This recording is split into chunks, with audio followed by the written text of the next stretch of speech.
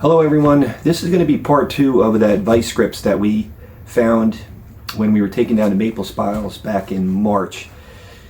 When I was pulling them out of trees, I think I said it before on the other one, there was about maybe 1.5 inches or so of the release lever sticking out of the ground. I didn't know what it was, kicked it, pulled it out of the dirt, and it turned out to be a USA made pair of vice grips. Threw them on the wire wheel, took a look at them, looks like they're worth cleaning up and fixing. So I dumped them in the evaporust probably about 6-7 days ago.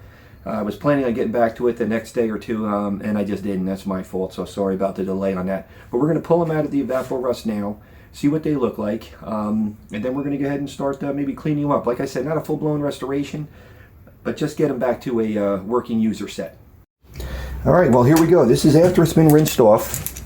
You can see here. It's there's a lot of still pitting on here. You can, let me just make sure you guys can see that okay. So we're going to take it to the wire wheel, clean some of it off, and see what we got. If you notice down in here, let me see if I can get this to focus a little bit for you guys, but you can see down in here, all in there, at least stop the rust from continuing. That doesn't mean it's clean. We'll have to get in there with maybe a Dremel or a Fordham wire wheel, you know, with the little mini brushes, and see if we can get some of that cleaned up. But it did at least stop the rust, or it's supposed to neutralize it so it doesn't continue.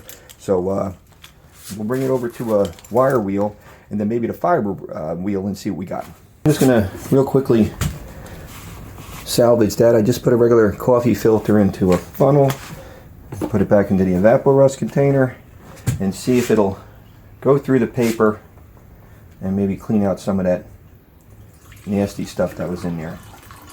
Okay, we're going to hit these on the wire wheel and see what it does on some of this blacked out area here.